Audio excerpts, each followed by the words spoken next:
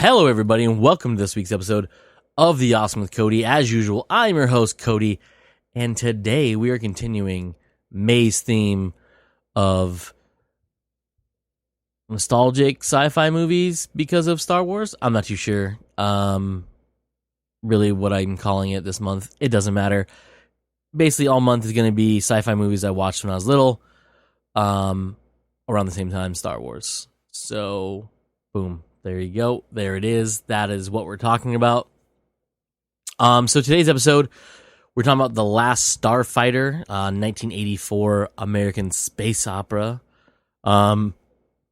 Basically, this was one of a handful of movies that came out in the early 80s that were they had extensive CGI in them. So unlike Star Wars and a couple other things out there, where they use more practical effects with special effects, but not really computer generated stuff. They used models, replicas, miniatures, whatever you want to call them, or they are called. They went the other way. They used early CGI or computer generated imagery, which back in the day was amazing. It was like, oh my god, I can't believe they do this. Now it's obviously, drastically dated, but still a lot of fun. Anyhow, that's it. That's the what I'm going to tell you about it for right now. The biggest thing, actually I'll get that in a minute. Let's go over who made this bad chicken. So, directed by a gentleman named Nick Castle. Nick Castle is, I wouldn't say famous for anything, but the big thing, well, I mean, if you know who he is, you know who he is, but he's probably best known as the guy who played Michael Myers in Halloween. So, that's pretty cool. But directing-wise, he's done... I'm going to name the movies that people have heard of. Obviously, Last Starfighter, The Boy Who Could Fly, Tap, Dennis the Menace, one of my favorite movies, Major Pain, Mr. Wrong, Delivering Milo, which I don't think I know what that is.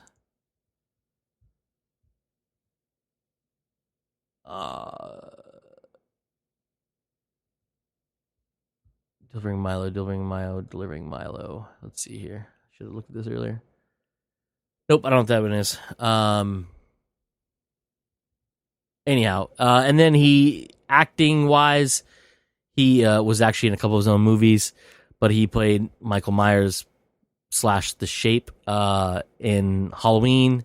He also did a cameo in the Breathing Sounds in the 2018 Halloween, and then he's going to be doing Michael Myers and everything in Halloween Kills, which is the sequel, due out later this year, maybe. Who knows with the whole pandemic and all that fun stuff. And then he directed a couple of TV shows. The Amazing Stories way back in 1987. Something called Shangri-La Plaza. I don't know what the hell that is. Yeah, it's Nick Castle. Boom. Next up is the star, Lance Guest. Lance Guest played the main lead in this, his name is Alex Rogan, as well. He played Beta Alex, which I'll get to in a little bit. Hasn't done a whole lot of stuff after Last Starfighter.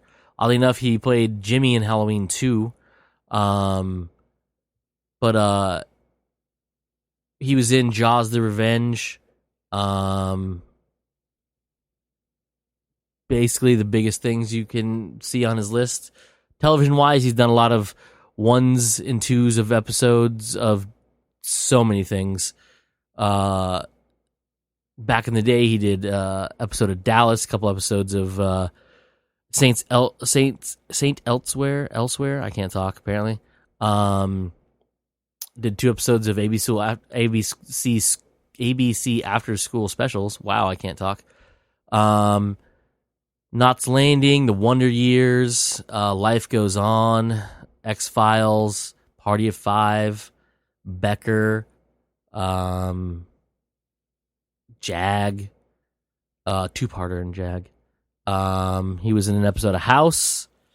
He was in an episode of that Jericho show that tried to get resurrected so many times.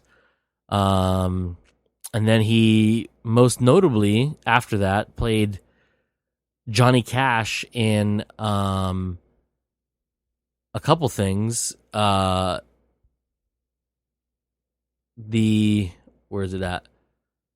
$1 Million Quartet, which is a Broadway show, where he played he played Johnny Cash, and it's basically a fictional depiction of the only time Carl Perkins, Jerry Lee Lewis, Johnny Cash, and Elvis Presley ever recorded music as a group. And so he played Johnny Cash on that, in that.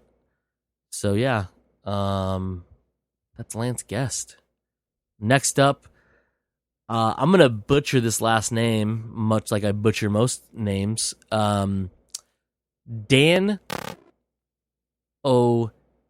Hurley? I don't know how to say it. It's real weird. He plays obviously the second most on-screen person, I would guess you would say, which is Grigg, who is the navigator and pilot of the Gunstar, which again I will get to when I talk about the movie. He has done a lot of movies, so many because he's old. He died in 2005. His career pretty big. I mean, he started acting in 1974 or 1947 and stopped acting in 1980 or 1998. But I mean, he's done a lot of things. He was also in one of the Halloween movies, Halloween 3, which is the one that doesn't have Mike Myers in it, if I'm not mistaken. Season of the Witch, right? So about the 3 little kids or whatever. But he played. He was in Macbeth, where he played Macduff. Big name, big things. He plays in Waterloo. Played Mark Twain in a TV movie called Mark Twain Beneath the Laughter. Oh yeah, he was an old man in RoboCop. That's fun. He's also the old man in RoboCop 2. Oh yeah, he's in Twin Peaks. Andrew Packard. Yeah. It's Dan O'Hurley? I'm not too sure how to say it. Next up is Robert Preston, the actor. He plays Centauri, which I can't imagine is not a jab or whatever at Atari, but whatever, I digressed. He has a really long career. A lot of stage stuff, a shit ton of movies. Also, dude who he died in 1987, right? Yeah. 3 years after Last Starfighter. Movie wise, I mean, he was all over the board. There's lots of westerns in here. Shit ton of westerns, actually. Let's see. Did a bunch of musicals. Well, he was in music. He was in The Music Man. He was in The Tinder Trap. I don't know what the hell Ben Franklin in Paris is, but that's a thing. No way, really? Hold on. No, that's not.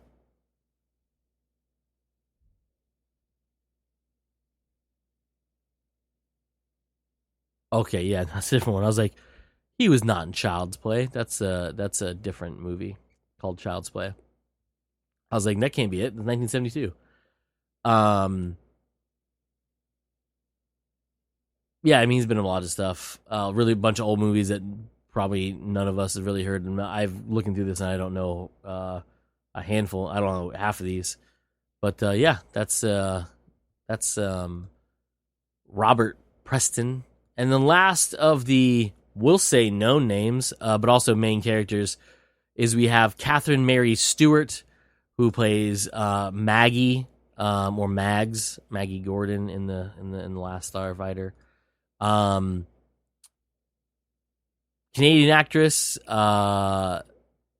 She has been in a handful of movies, a bunch of TV movies, pilots, not really any long-standing roles in anything. There was, I mean, Night of the Comet was she did after Last Starfighter, same year she did Last Starfighter. Tear in the Isles, I don't know what the hell that is. Night Flyers. Is that the one? It is.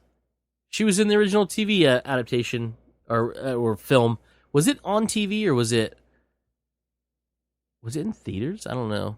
But anyway, she was in the original adaptation of George R. R. Martin's Night Flyers novella, way back in the day.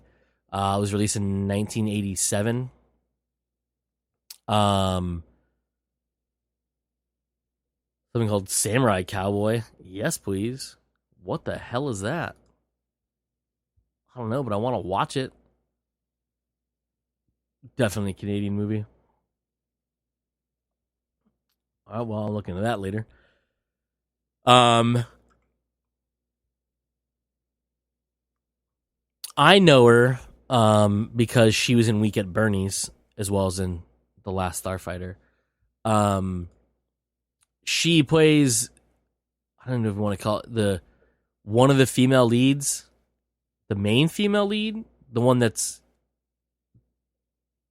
Andrew McCarthy's character goes after, I believe. Weekend at Bernie's, great fucking movie, really good sequel too. Very underrated sequel, but I think it was really good. Yeah, that's about it for Catherine Mary Stewart. Anyhow, let's jump into this movie, which is just nowadays begging for a remake, and you can make it so good. You really push the violence in this because it's all space sci-fi violence. So you can easily get PG-13 as long as you don't disembowel any human beings and they're all aliens. Bro, you in like Flynn. You can do it all night long, if you know what I mean.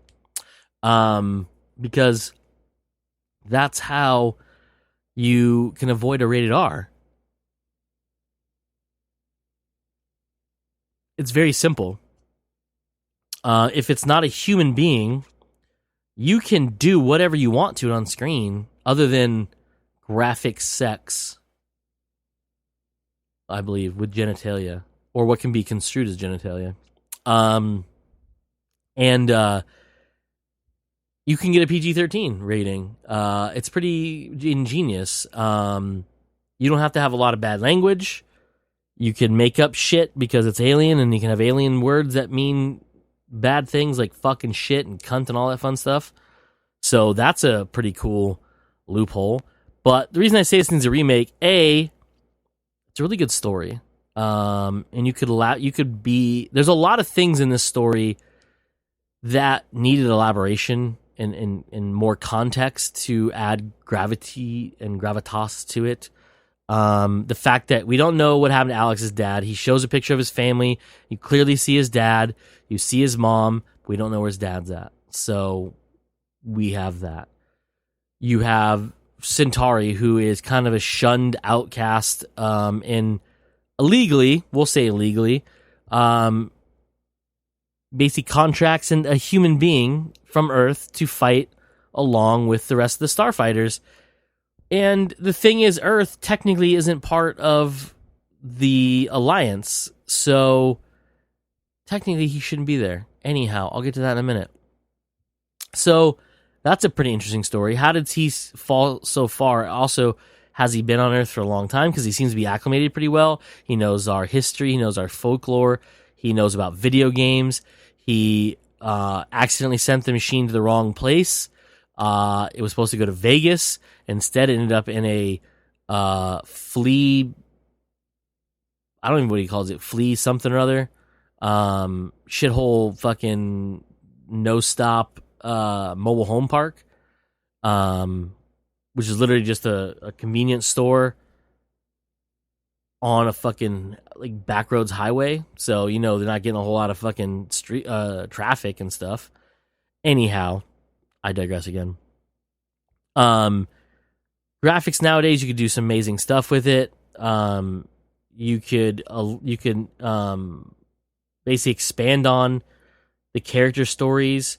You could expand on, like I said, Alex's dad, his mom, his brother, him, Maggie and her grandmother, who I think is her grandmother. She calls her grandma or nan. What did she call her?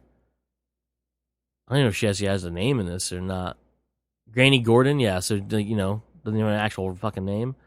So you can elaborate on that. You can elaborate on the relationship between essentially the bad guys and the good guys and their relationship together, because you have Zur, who is the son of the leader of the it's not what's it called? Not the coalition. What'd they call themselves? Alliance? Something like that? Star League. Ryland Star League. That's what they call themselves.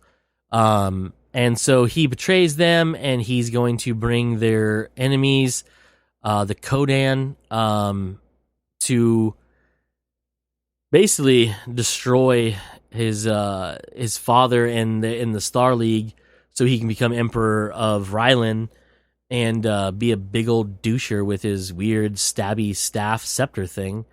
And in this, they definitely set up a sequel, and I'll get to that, I guess, in the end. But it's interesting that in a time of sequelless movies, when I say that, is they didn't really make movies planning them to be more than just one movie until they were dumbly popular and became like a thing where there's like, we're gonna make this into a franchise, which no one really knew what it was back then, and you would have more movies. This one you totally could have done that with, because I'll get to that later, but it leaves it open for a sequel. It blatantly tells you there's a sequel, but they never made it, and I don't know why. I don't even know if there's a thing on here about why. Actually, there's a thing about. Well, I mean, they waited till 2008 to do something with it. They're gonna reboot it on TV. Ew, gross. What's wrong with you?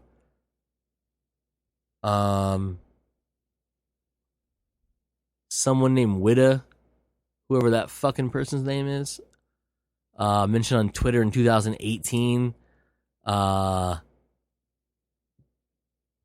They posted concept art for the sequel. Whatever. You could make a reboot / low-key sequel if you really wanted to out of this, and there's a very clever way of doing it, and I'll get to that later. But anyhow, so I think there's a lot of potential in this, and there is a novelization of this, but from what I can find on the internet, which it's hard to find unless I buy a super used copy from like Abe Books or way too much money on an Amazon, there's a mass market one for like $200 and something. I was like, or I could buy a fucking used copy on Abe Books for like $6 and be completely happy with it. $289. You're out of your fucking mind, Amazon.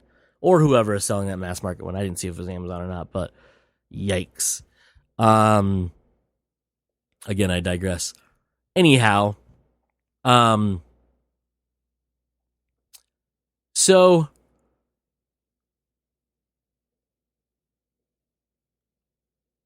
like my thoughts here. All right, so the movie is about Alex Rogan, who is a teenager living in a trailer park with his mother and younger brother. Again, we don't know what happened to his father. We know there's a picture of him, and clearly he's out of the picture because his mom's working long shifts at the diner, and Alex is helping around the trailer park while trying to wait for his scholarship to come through so he can go to a different college than the shitty city college that all of his friends are going to, that he does not want to go to because he believes he's better than everybody. He's not that he's special, but he wants more out of life. He doesn't know what that is yet, but he does know it's not near that fucking place.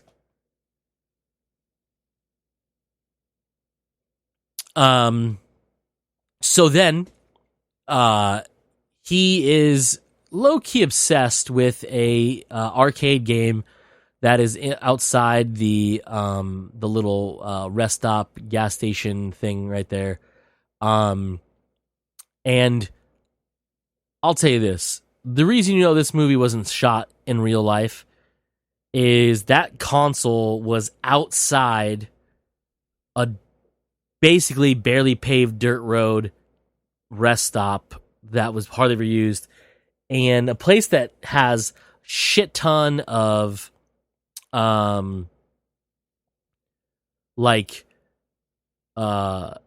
shrubbery and plants. It's definitely in the highlands because there's mountains and stuff. They're near a lake. That shit rains. That fucking cabinet, you should have known, was not from Earth, because that shit would have been ruined by the weather. And it was not. It wasn't sun bleached. It wasn't dirty. It didn't have peeling stickers on the side. The wood that makes up the particle board, makes up the sides of it, wasn't splitting because of the moisture and then the dryness. Like, it's just, you should know that shit wasn't fucking from Earth, even from that. Anyhow, again, digress. So Alex is low-key obsessed with this game where it's called Starfighter, in which the player defends the frontier, air quotes, from Xur and the C.O.D.Y Armada in a space battle.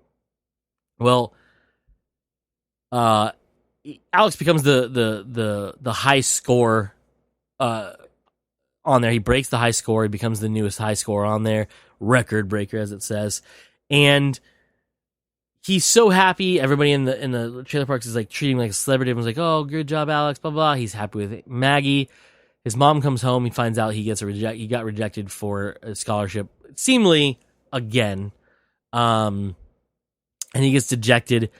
And when he goes back out, kind of the almost flash dance his way of anger, which is by far one of the most 80s things about this movie, because when he gets the bad news, he storms out all dramatic from the trailer, and he's walking up the path to the top of the hill where the convenience store and the video game is, and he's essentially getting ready to like angry dance his emotions away.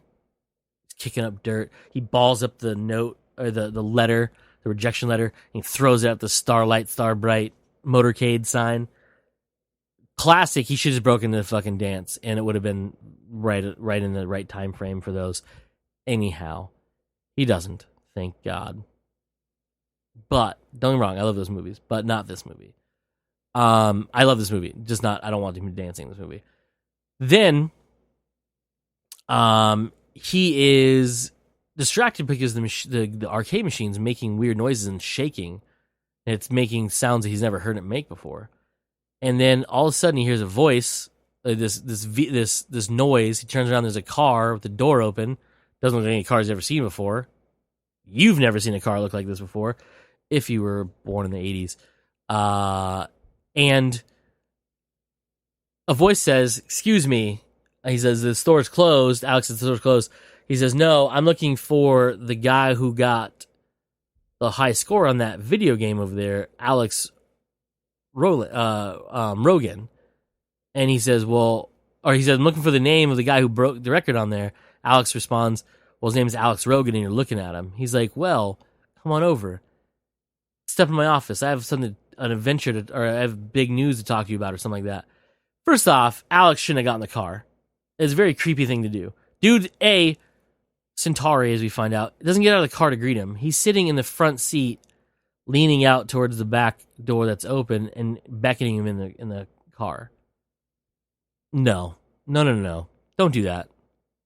Don't get in a stranger's car, especially a stranger that looks like that and a car that looks like that. Bad things are going to happen, or you're going to go to space to fight a war that you're not actually part of yet, because your species hasn't evolved far enough. Anyhow, so Alex gets in the car. He gets spooked real quick because there's someone else back there shrouded in darkness. He says, "That's my associate, Beta." They shake hands. Sparks fly. Alex gets a zing. Hand hurts. Beta jumps out of the car. Door closes. Centauri says, let's go. Closes the door, and they start driving off. Alex is like, where the fuck are we going, man? What are you doing? He doesn't say fuck, though, because, again, this is PG-13 back in the day. It might be PG. I don't think it's PG-13. There's blood in this, but it's black, and there's black blood, and there's green blood. And so I don't think it really counts, but I think it might be PG-13. I'm not too sure. Anyhow. So Centauri is going to about to tell him what's going on, but he says, I want it to be a surprise. Because, yeah, that's what you want a stranger who just essentially kidnapped you to say to you, is I want it to be a surprise. He starts driving all fucking crazy. He drives by a cop car, and the cops are sleeping, and they wake up to see the radar gun flashing 303, which is not maybe meaning they're in Colorado, but I don't actually think they are. I don't think they specify where it is. I'm thinking it's somewhere near Nevada, hence the reason the video game got left there instead of in Vegas, because, I mean, I you can only assume it's that close. Again, I don't think they ever tell you where exactly the Starlight, Starbright motorcade place is, but anyhow, again, let's not get too distracted by minutia. And so he gets brought into space. He's taking it way too well. He's only slightly freaking out. He gets there. He can't understand the aliens. They probably can't understand him. Eventually gets to the point where they tack this thing onto his shirt, which allows him to understand the aliens. Which, okay, I get. That's a thing that's been in a lot of things. The Babelfish in Hitchhiker's Guide to the Galaxy. I mean, there's been all sorts of versions of it. Babelfish, if you don't know, is a little small fish from some place in the space where you put it in your ear, and it basically translates every language into your native language by eating the words and then pooping out your native language into your ear. Again, I digress. From there, he then is thrust into this world of starfighters, where he is told he is a selected a recruit, one of the newest recruits into the Star League as a starfighter, and you can tell the starfighters are very highly sought after positions, but also looked at differently, because there's a select few of them. And there's one thing you'll notice if you watch it, which I don't think I've ever noticed before, is when he gets to the briefing and the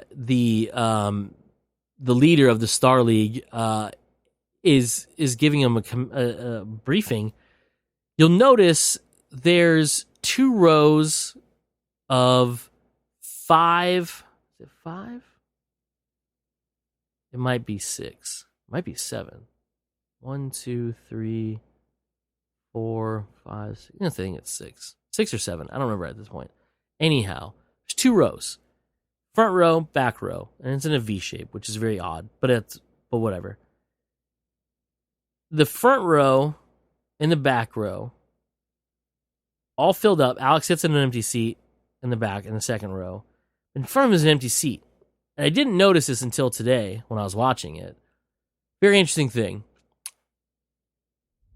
Alex should have had a human with him, another human, So there should have been another Earthbound Starfighter. There wasn't. It was weird. So the reason I say this is because if you look at the rows of seats, the 2 rows, and again 6 or 7, I can't remember which one it was. They were partnered up. There was 2 of the same race of alien, except for Alex. Very interesting.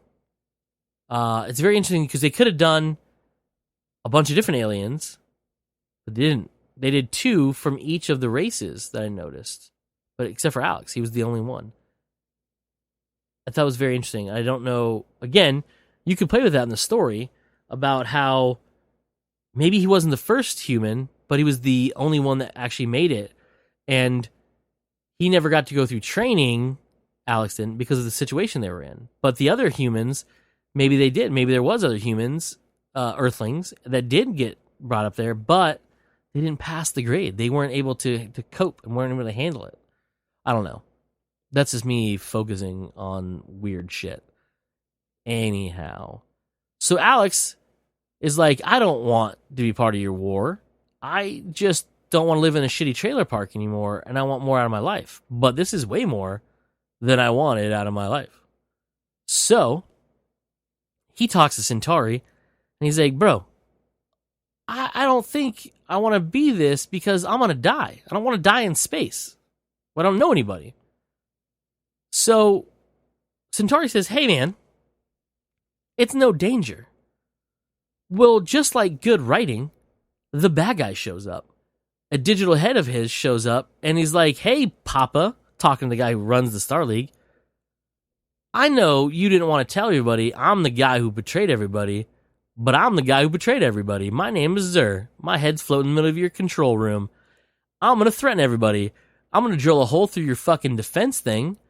I know exactly where everything's at, so we're going to fucking kill you all, and I'm going to become the Emperor of Ryland. And Alex is like, bro, the floating head just told me I'm going to die. He's going to kill me. So guess what? I'm out. I don't want to be here. So Centauri has to turn his money back in. Doesn't get paid for bringing Starfighter in, because that's what he's there for. He's a fucking headhunter. Recruiter, headhunter, what do you call him? Con man in a way. And so he's bringing Alex back, and he's like, man, boy, you are missing out on a life, once in a lifetime opportunity. You're one of the only people. You have the gift, as they keep saying. And he's like, man, I don't know. So they're on their way back to Earth, and of course, Centauri has given him the fucking guilt trip, because why not, right? A, it's costing him a bunch of money, but also he brought him all the way there. He brought him all the way from Earth. It's a long distance, a long fucking flight. And he gets to Earth, and the car has some issues, so he's breaking down, so Alex is gonna walk, right? Whatever. Jump back to Star League Command, and they are under attack. And a hole's been drilled big enough, lasered into the grid, the protection grid called the Frontier. A terrible name. For the shield thing. Terrible fucking name. Anyways, so they shoot meteorites out of their command ship at the Star League base, devastating it, blowing up the main hangar, killing all the starfighters, almost all of them, hence the name of the movie.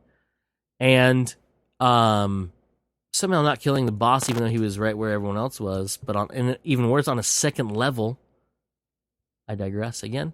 And so little to anybody's real knowledge of, not to anybody's knowledge, not to Alex's knowledge, and not to Centauri's knowledge, that this is happening. They're back on Earth. Centauri's pouting. He's trying to low-key guilt, Alex into staying or going back. And he's telling him all about Beta and how Beta's holding his place and all this stuff. So he we'll say, fakes a car problem. And so Alex is not forced, but kind of persuaded into walking back to his hovel, which is only a few miles away or whatever, hoofing it through the wilderness. And So by the time Alex gets back to the trailer park, it is nighttime. He sees Maggie runs over. He's going to tell her all about the crazy shit he went through. She turns around and just was like, blabbers some nonsense and then slaps him. And he's like, is she so upset from the argument we had last night? What the hell's happening? So he slinks back into his trailer. His brother's sleeping. He's like, man, whatever. I'm going to sleep this off because this is a fucking nightmare of a situation. Lays down. There's someone on his bed. He freaks out. He's like, what the hell's going on? He's like, hey, stop being so loud. You're going to wake up Lewis. Turns on the light. He's staring at himself. He's like, what the hell's happening here? And then Beta Alex is like, oh, bro, I'm Beta. I'm here to hold your place while you're up in space battling out and having a good time. Wait a minute. Why are you here? And he's like, oh, I don't want to die in space. So I said, nah, I'm out. Bring me back to Earth. And Beta's like, bro, what? That's a great honor. You have the gift. Like, you get to be a starfighter.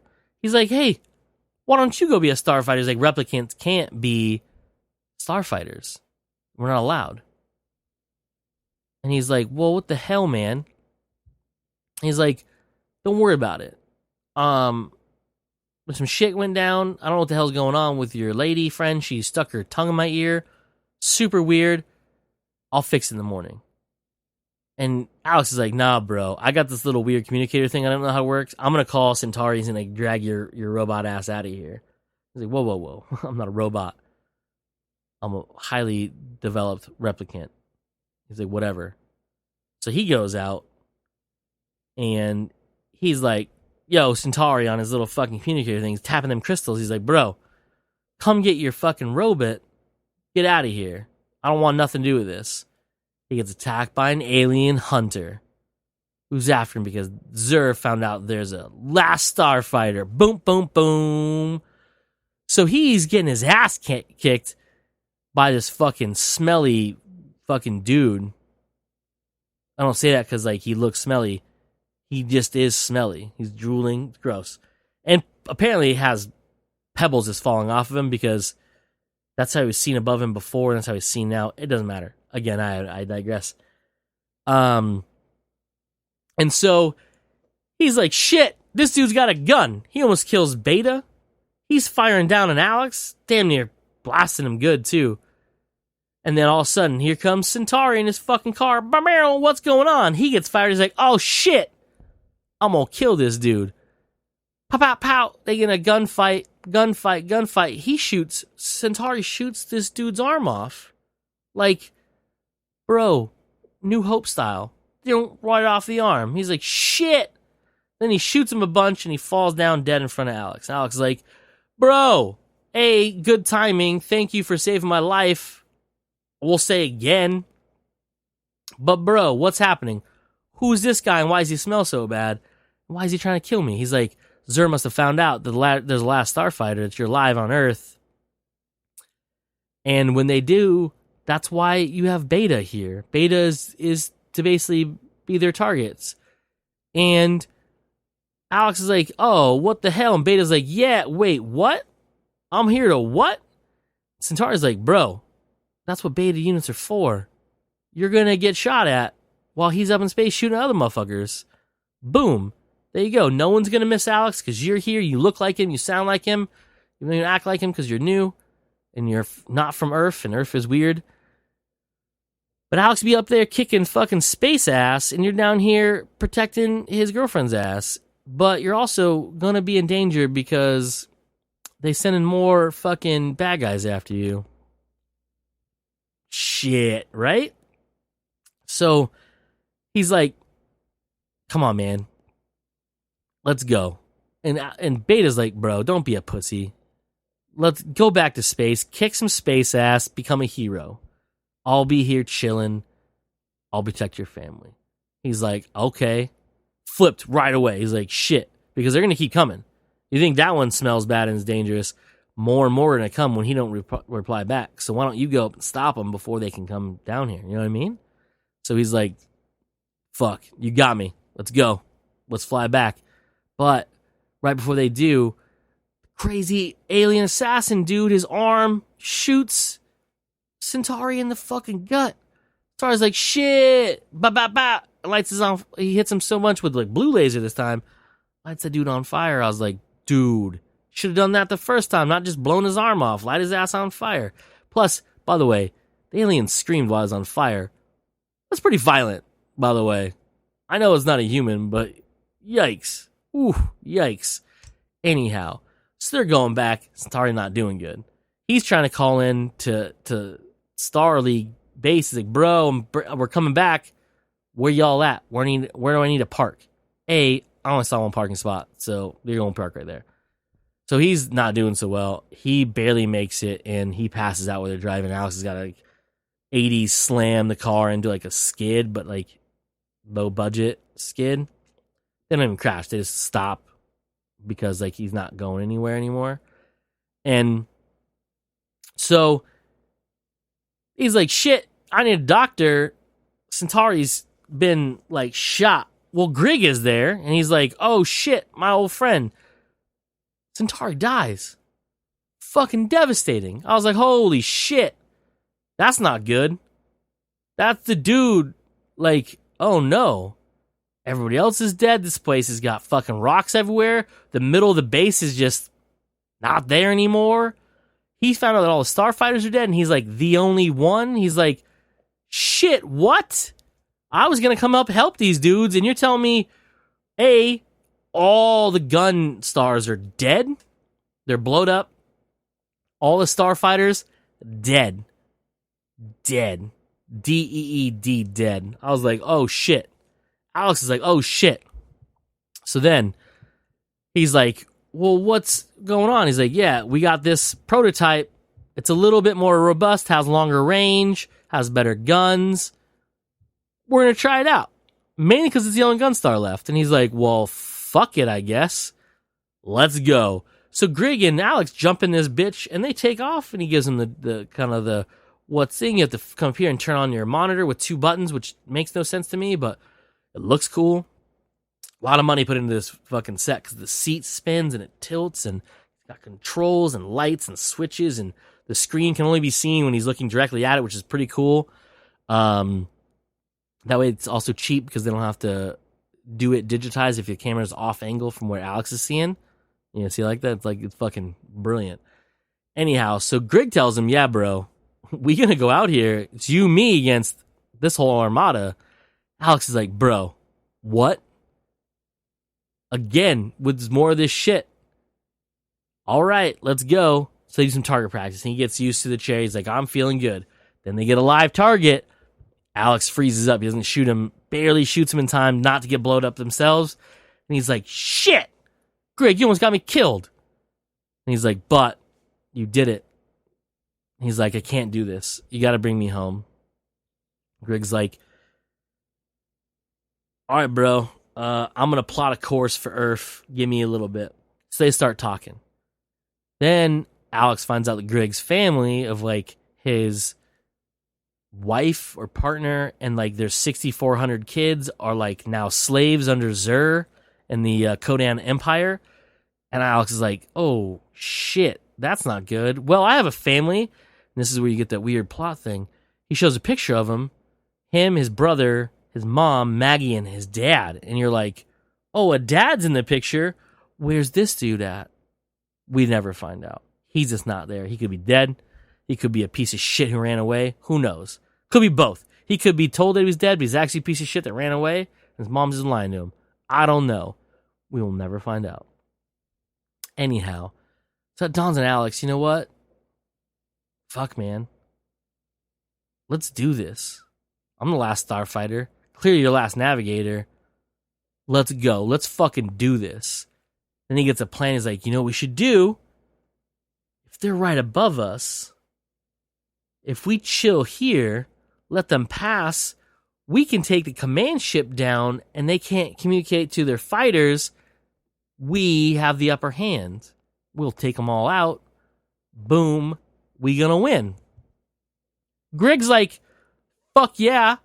Let's do this. This sounds crazy. We're gonna die in a glorious death. Alex is like, or we could win. And Grig's like, also that. So then they're like, all right, let's get out there. So they chill the base of this thing, and finally the hole's big enough for the Armada to come through. So they come through, they start scanning for ships. Well, right then, back on Earth, Beta and Maggie, Mags to her friends, are out at Silver Lake. They gonna get down. Well, clearly Beta don't have all the parts probably. Plus he doesn't know what to do. He's like, I don't know what this whole fucking thing is. Maggie's getting mad at him. He's trying his best. He's trying to overhear what the other guys are saying. He starts to use that. It's not going so well. Maggie gets mad at him. Guess what? Another fucking monster hunter guy comes in, which named the Zandu Zan, whatever. He's disguised as a cop. He shoots fucking Beta Alex in the gut. Fucking insides. Robot insides out. And Maggie's like, holy shit, Alex, what's going on? And Beta's like, bitch, I told you I'm not Alex. I'm Beta. Alex is in space fighting aliens. And this alien, he's now going to tell him that Alex is alive and not on Earth. And Alex is going to be in trouble, so let's go. So they steal their buddy's truck. And they're driving way, way behind, by the way. This cop's driving through fields. They're driving through the roads. I was like, Beta, come on, man. Off-roading a truck. This dude's doing a police car. Fucking 1984's police car. That thing ain't fucking used for off-road. Alien gets back to your ship, starts to send a message. Alex is like, all right, we're going to ram this motherfucker. So on 3, jump. We're going to crash this truck into his ship. Hopefully stop him from making that call, right? Dude's halfway through the phone call. He's like, Last Starfighter is. And Alex, Beta, in the car still, because Maggie done jumped out like she thought he was going to, drives it straight into there, blows himself up, the alien in the ship. Message cut off. Zur's fucking pomp ass goes, oh, he must mean Last Starfighter's dead. We're good to go. Let's fucking roll. Surprise attack, bitch. Right behind you, Last Starfighter and the last Gunstar. They start blasting your shit. They break off your antenna. You can't call your fucking Armada. Armada has no idea what's going on. They get straight up blindsided by a gung-ho Alex and a Grig who's like, fuck him in the A. So Alex starts blowing up ships left and right. They are taking them down. But, again, it's a prototype machine. It's got good shielding. It's got good range. Batteries aren't so swell. He's like, we're running out of power. We got to draw them in. Use our special weapon called the Death Blossom. A fantastic fucking name, by the way. And it is the most ridiculous thing. So he sets it going to go. So it opens up. Looks like a fucking X-Wing. Hilarious. Right? It's just, once these things open, we'll call them foils, open up, you're like, it's an X-Wing.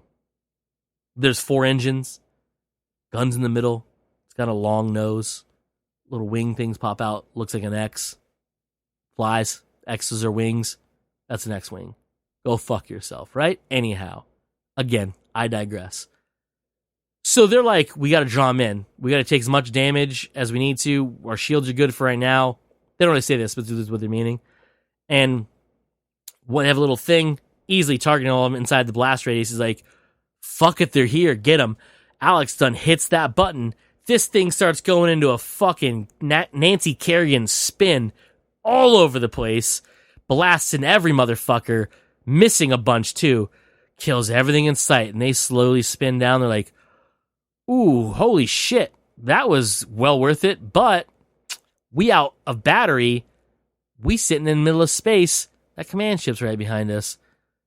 But good news is command ship's guns are down.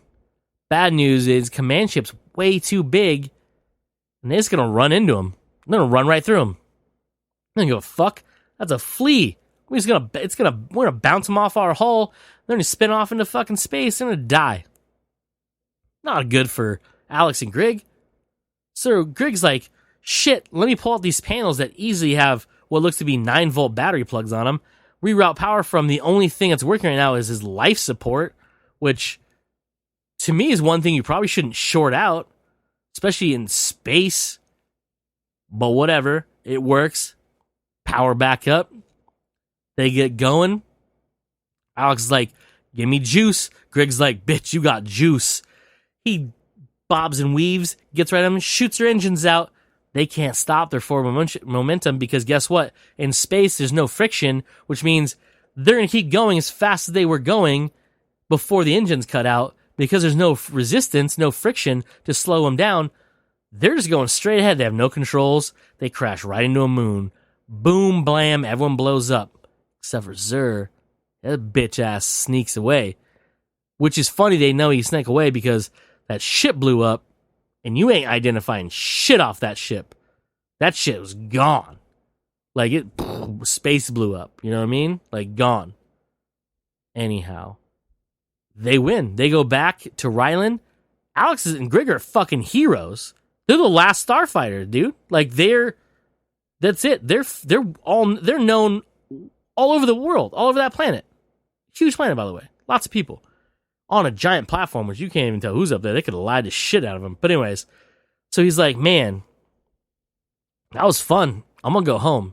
He's like, no, we need you to stay. He's like, what? He's like, no, we need you to rebuild Star League. He's like, bro, what? He's like, yeah, let's do this. And Greg's like, I'm in. Alex, what do you say? He's like, one thing. So they go back to fucking Earth, and he's going to try to convince Maggie, who didn't even want to leave the trailer park to go to the city, to leave Earth. And so they have this thing, and all the trailer park people are out there like, oh, and ah, and they see the alien, like, oh, shit, shoot him with a shotgun. He's like, no, don't shoot him. He's my friend. And he's like, hey, baby, we got room for Greg, me, and yo sweet ass. So what do you want to do? She's like, no, I don't want to leave Granny. He's like, all right, I got to go. I thought we were going to be together forever, but I got to go. He's getting on the space elevator, going back in the ship. And Granny looks and goes, girl, go get your man. Right, or do whatever they do up there, which is a hilarious old person thing for back in the day. Like, bro, they got email. You ain't got email yet. Wait till like 1989, you go and get email. It's going to be fantastic. Maybe 92, 93, because that's really when like AOL got fucking big. Remember the discs in the mail? Again, digress, I'm sorry. So they fucking head back, and she's like, hold on. He's like, what? Space elevator halt, helps her up there. They start making out. They going back to space. Happy ending. Oh, Sartari's alive, by the way. I forgot to mention that part when they were getting celebrated on Rylan. But anyways, yeah, so that's it. That's the movie. It's really fun. I believe it really could use a remake. I have done an hour-long episode on this because I rambled. Anyhow, Will Wheaton was in this. He played one of Lewis's friends. I forgot to mention that earlier because he's like in 2 scenes. Or 1 scene. I don't remember. But anyways, Will Wheaton of Star Trek fame was in this. He played the friend of Alex's little brother, Lewis, who Chris Hebert, that motherfucker do anything? Nope. Nah, he ain't done shit. All right, anyways. So yeah, that's it for this week's episode, everybody. Tune in next week when I talk about another movie. It's not Tron. It's not Ice Pirates. Where's my list? List. Hold on, everybody. Oh, The Explorers, which does have Will Wheaton in it. Haha. Anyhow, again, I digress. So tune in next week when I talk about The Explorers. But yeah, that's it. I've been talking about Last Starfighter today. You should check it out. I got it on iTunes. It's on sale right now. If you don't want to buy it or rent it or whatever, but check it out if you haven't seen it before. It's a good time. Anyhow, that's it for this week's episode, everybody. This has been The Awesome Cody. I have always been your host, Cody. And as usual, I always like to say at the end of these, let's be awesome.